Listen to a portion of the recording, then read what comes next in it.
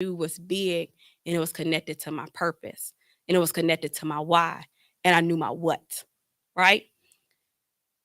And so then I went on, and then the apostle gave me a phone call, and the apostle says, daughter, I was running, and the Lord said, and I said, wait, the last time you said the Lord said, they're shifting my jobs, right? Which I'm actually really happy for because I absolutely I'm a warrior through and through. See my purple, like love it. And so we started laughing. He said, "That's right. Let me ask you this question: are you willing to sell your house?" And I said, "Oh yeah, because I'm tired of them HOA fees anyway, right?" He was like, "If you sell your house, God said that you'll either pay off your car or a significant portion, right?" At this time, I didn't have my car; I just ordered it. So I'm like, bet. You have to really know who your shepherds are, right? That's why being in a ministry where you trust your shepherds is important because I moved off. I trusted the God in him to be legit, right? So as he was talking to me, I began to Google houses. And I came across this one spot. I went to it and I liked the house, but then I went into the model home of the prestige house and I really liked that, but I couldn't afford it. And so I ain't like the house no more. So then I went to another community the next day, which would have been a Sunday. I went there. I wasn't feeling that. So I went back to the same house that I didn't really care for. And then I really fell in love with it. So I'm like, cool, I'm gonna want this house. It costs some money too. And again, I make good money, but I don't make money like that. Okay. Like I was like, I want to live on the water. Now, granted, I don't live on the water. The people across the street from me live on live on the water. But I really like this place. But I knew I also just brought a 2024 BMW and it will hit my credit when the car came. So I had to move and I had to move quickly because the car was going to be there in June. This is now April. So if I was going to get a house, I need to do this before this thing hit my credit, right? The girl that was selling in the subdivision, she knew that I was purchasing a car, and immediately she came to frustrate my purpose. You can't do that, da da da. But no, I can because God said. And I sat at the table saying, "No, it'll be all right because God said. I'm fine because God said." But she really the entire time has been like high anxiety, tripping, and it's been a frustrating process. So June, I get my car, but I still got my other house. I put it up on the market and I have like 3 offers and they fall through. My last offer, I praised God in this sanctuary on a Sunday because I was going to close on my house and I testified at the pulpit. And that Thursday, my buyer didn't show up. She went MIA. Now I have my car and I have a house that can't sell and won't sell because people keep pulling out because the enemy came to frustrate my purpose. I have good people in my circle, but they couldn't be in my inner courts for this season, so I can stay focused, right? Stay committed. So I committed. I talked to my mom. One night I wept. When I say I cried, I was in my house crying, like, God, you said, and now I got this car and da da da. And what is happening? Right? It's supposed to be paid off. You gonna have me. I testified, I shouted, I ran around the church, ain't nothing happening, right? Long story short, sometime in October, the house sells. When the house sold and the money hit my bank, I called USA. How much is it to pay off the car? They gave me the price and I said, pay it. And the girl, you could hear like the shock up on the line. And as I'm telling her to pay it, I said, hey, you on that recording line? Yeah, I just did that. I paid that all. That was my God, right? So but I was serious. I told them on the recording line, watch my God work. Yeah, I did. That was a lot of money. I paid that off. Car is finally paid off. I can cry. Because on my vision, I had a luxury car paid in full. It's a 2024, and I'm not done with 2023 yet. and it's paid off. Not because of me, but because I trusted the instructions just like the Israelites, and I didn't fall and I didn't fold. And when the enemy came in to tell me what could not be done, I stayed focused. So now I got this new home that I got to close on. And the entire time it's frustrating. They called me in October to tell me that I needed to get a co-signer for a house. Oh, what I got to pay for this house? Even my mama ain't co-signing on that. It's a lot of money. No, that's not going to happen. I'm not getting a co-signer. Then they wanted some other income. I consult, so I'm getting all this other income I have. And I call my mom, I tell her what's going on. I said, Mama, I'm not even going to be frustrated. It'll work out. I said, because God said, and because he said it, it got to happen. Long story short, I get another call a week later and say, we are so sorry. The underwriter, we have a new underwriter. They did not need all of that stuff. Your income was good enough and you're fine. Then I get another call. Miss Coleman, we see, because they had to do the credit pull, you just purchased a new car. I said I did, but it's paid off. They was like, what? It's paid off? That is good. I get to the closing table this Monday, 2:30. And the whole day I couldn't get excited. Mama said, you excited? People say, you excited? No, not really. Because I just felt like something else was going to come to try to frustrate me. I signed all my papers. At the end, I said, so where the keys at? Well, we got to wait. We can't release the keys because you have to release a finding. I just signed 500 pieces of paper and I can't get my keys. And my mama looked defeated. And I said, you look defeated. She said, I'm not. I said, yeah, you look sad. I said, but this has been my life the entire year. It'll be like a blessing to come. And I think I'm right there in reach of it. And it's like it's snatched. And then I wait a while and then the blessing comes back. So I'm getting ready to pull out of the parking lot on Monday. Go to pull out of the parking lot. And as I'm pulling out of the parking lot, I get a phone call. Miss Coleman, they say you still in the parking lot. I said, yeah, I'm about to pull off. She said, well, I just finished everything. Give me 5 to 10 minutes and I'll be out with the keys. And so I parked. 5-10 minutes later, she came back running out with the keys. And then that's when I got excited because I knew it was finished. But I knew that this year, because of the big things that my big God had commanded me to do, I couldn't put the wrong people in my right season, even though I loved them. It just wasn't qualified for this season to walk with me because this was going to be a walk between me and my God. Because I was clear on my why. I was clear on my what. So when the enemy came to frustrate my purpose, I could stay focused on what I need to stay focused on, right? So if you go back, I like the part when they said they even bribe people to work against them and frustrate them. That means that there will come a season in your life where your why and your what is going to be so clear that your enemies will try to call in reinforcements to stop your progress.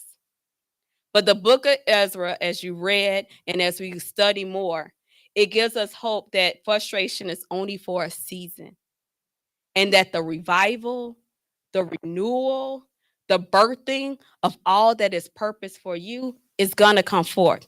But you got to stay focused and you got to really know your why, right? So verse 6, back in the text, it says, at the beginning of the reign of Xerxes, they lodged an accusation against the people of Judah and Jerusalem. Have you ever had an accusation against you that was false? How did you deal with it? You confronted them? You said what you said. They had people coming against them. Not only were they coming against them, but now they lying on them too, while all they're trying to do is just follow God, follow the instructions. Verse 7. And in the days of Artaxerxes, king of Persia, Bishlam, Mithridath, Tabeel, and the rest of his associates wrote a letter to Artaxerxes. The letter was written in Aramaic script and in the Aramaic language. Verse 8. Rehum, the commanding officer, and Shimshai, the secretary, wrote a letter against Jerusalem to Artaxerxes, the king, as follows. This is what them jokers was writing. Rehum, the commanding officer, and Shimshai, the secretary, together with the rest of their associates, the judges, big people, officials, and administrators over the people from Persia and Babylon, the Elamites, the Susa, and the other people whom the great and honorable Ashurbanipal deported. I only got that right because it's phonetically in my notes. I got dashes. So it wasn't like I was that good, just let you know. Departed and settled in the city of Samaria and elsewhere in Trans Euphrates. This is the copy of the letter they sent him. To King Artaxerxes, from your servants in Trans Euphrates. The king should know that the people who came up to us from you have gone to Jerusalem and are building that rebellious and wicked city. Things that people don't understand automatically can become wicked and rebellious to them. This happens when you're doing something that people haven't seen before. They don't know how you got there. They can't understand how you move. They can't understand the things that you got. They can't understand why you're doing the things that you do. And when they can't figure it out, they're going to throw a label that is not just upon you just to make themselves feel better. And then the rest of verse 12 says, and they are restoring the walls and repairing the foundations. Verse 13, furthermore, the king should know that if, right? I just paused right there and I wrote a note. It is crazy how the place is not even built yet, but the people have made a plan based on the if, on the what could happen, based upon a possibility, not fact, but they're getting ready to make decisions based upon the if. Some people will be upset with you and they will hate on you because of the if of your life. Just who is it possible that you will become? It will make people uncomfortable. That's why you have to make sure you check your circles. Verse 13. This city is built and its walls are restored. No more taxes, tribute, or duty will be paid. And eventually the royal revenues will suffer. Now, since we are under obligation to the palace, and it is not proper for us to see the king dishonored, now they justifying they hate, right? Under the disguise of support and honor the king.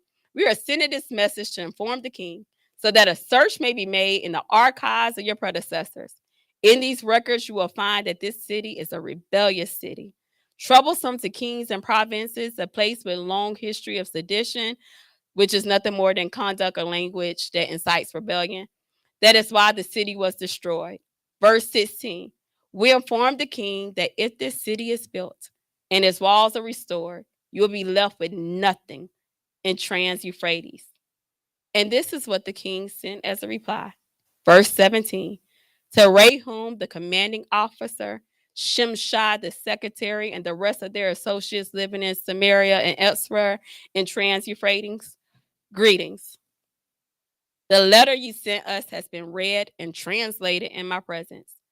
I issued an order and a search was made. And it was found that this city has a long history of revolt against kings, has been a place of rebellion and sedition. 20. Jerusalem has had powerful kings ruling over the whole of Trans Euphrates, and taxes, tribute, and duty were paid to them. Now issue an order to these men to stop work, so that this city will not be rebuilt until I so order. Verse 22. Be careful not to neglect this matter. Why let this threat grow to the detriment of the royal interests? The enemy will make plans against your future. He's going to make plans against your future self because he knows what you possess. But the question is, do you know what you possess? What's in your hands? What's in your mind that sits as a vision, an idea you just haven't birthed out yet, right? What is it that you possess? Do you know why you were created in your mother's womb? Do you know who you are? It's a question of identity. Do you know why you were born? It's a question of purpose. Do you know where you're headed? Because that'll be your question of destiny. When you can't answer those questions, the enemy will send plans to disrupt your course. Many people never make it to their place of destiny because they had no clue where they were supposed to be at in the first place. That's why knowing your why and knowing your what is so important. If the enemy is sending demons on assignment to stop your work, like the king said in verse 21, why let this threat grow? And like verse 22, what is going to be your response? Who are you? There was an exercise that I did at a conference. So I need everybody to kind of pair up real quick. Come on, Kylie, you can be my partner. Everybody pair up. And the exercise was simple. I'll come to you if you don't want to be on camera. The exercise was simple. And it was, you just asked them, who are you? You need a timer. Everybody get your phone. I got one. You can get yours. It's okay. Go grab yours. You can set your timer for 1 minute. It seems like a really long 1 minute, okay? And you're going to keep asking the person, who are you? And here's why. Some of us get stuck. I'm a mom. I'm a sister. That's an identifiable role.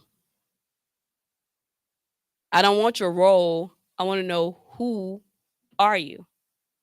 So at the beginning, you might start out with a bunch of roles, but you're going to run out of roles and you're going to have to then start digging deep before that minute get to you. So what's your question? And you keep repeating it. They answer, they give you an answer. You say, who are you? They give you an answer. Who are you? They give you an answer. Who are you? Until we know who we are. Y'all ready? We're going to do it each. 1 minute and then 1 minute. Yes, ma'am. All right, let's go.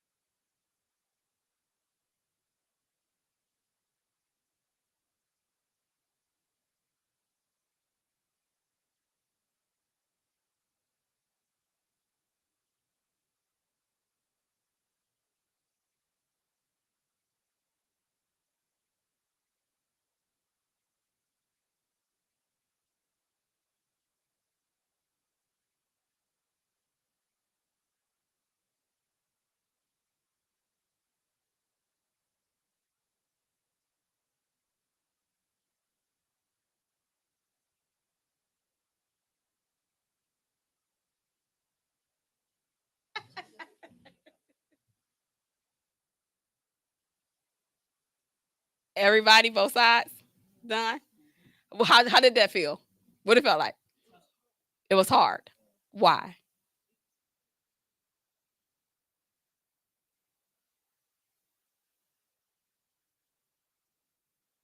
Okay, for those who might not be able to hear her, she said that she know who she is, but it's very hard to put it into words.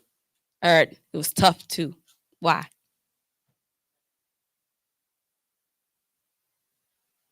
Ah, so you did not just the positive things about you.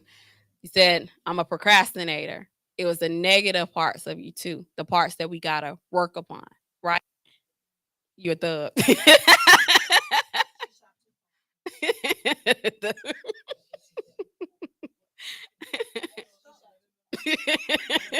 that's what you got. You shot too far.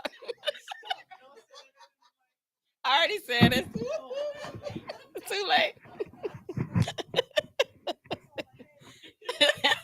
That was a good one. I was just, but Smart was like, "Who are you?" She turned into a drill instructor. I was like, I don't even know who I am right now.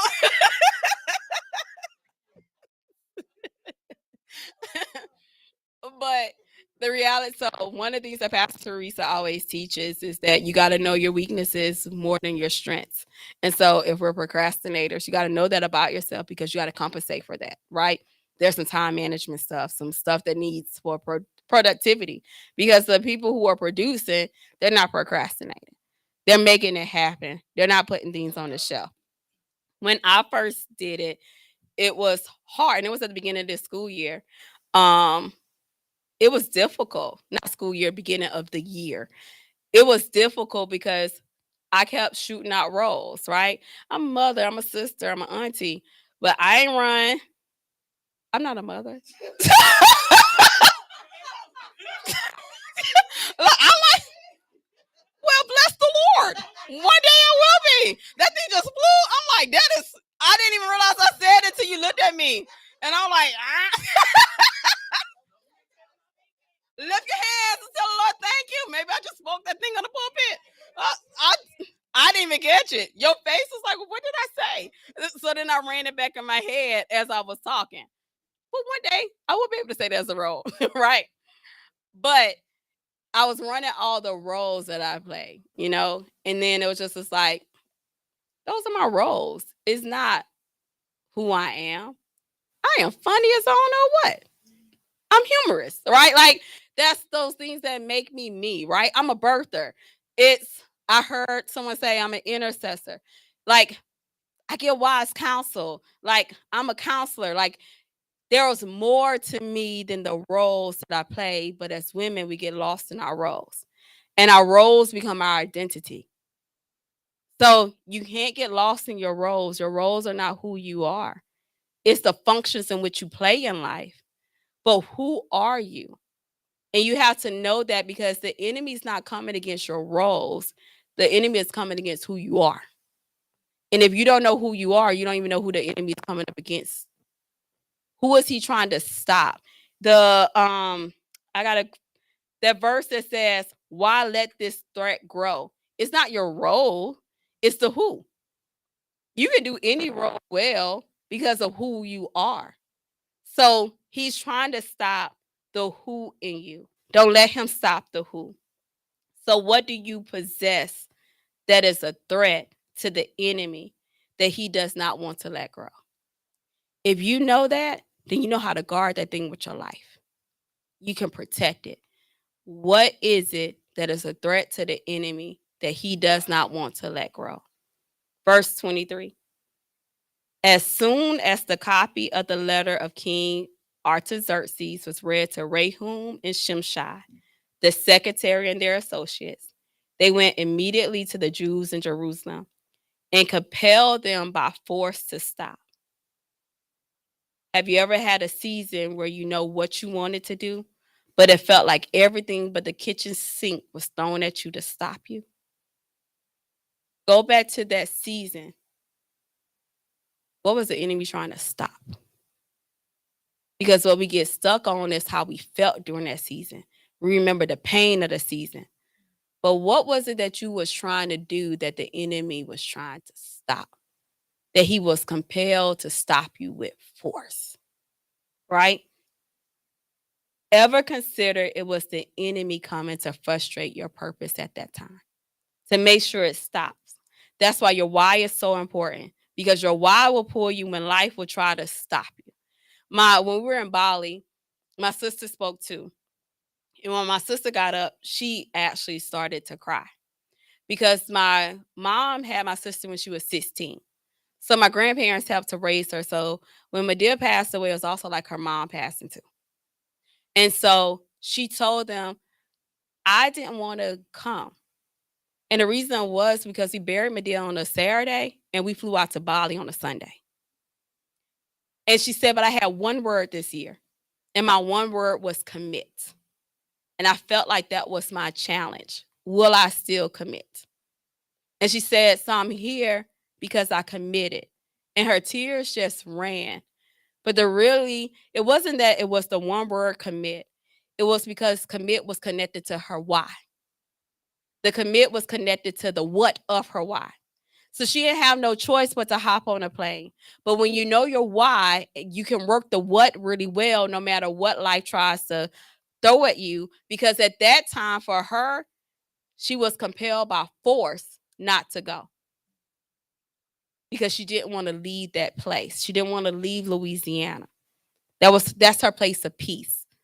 And she shared with them, Medea was her place of peace. So right now it's like her peace is resting. But she still had to show up in that place because it was connected to her. And it was what she was called to do for the season. My grandma will always say, she had Alzheimer's, but she has this saying, and you'll try to help her, and she'll be like, I got it. I got it. I got it. Got it. Got it. Right? Like, and we were all just singing. We'll let her be because obviously she got it. Right? And so in your seat, I'm gonna just have to have a line of clothing that just says I got it, right? You got it. Because in your seasons where you're frustrated and your purpose is frustrated, something in you got to raise up and just say, I got it. I got it. I got it. Got it. Got it. And you're going to have to push forward because the enemy does not want to see the threat inside of you grow. He don't want your rod to grow. He don't want your what to be what in it, right? He don't want you to work your what, because then you become a greater threat to him. And so you got to know that you got this.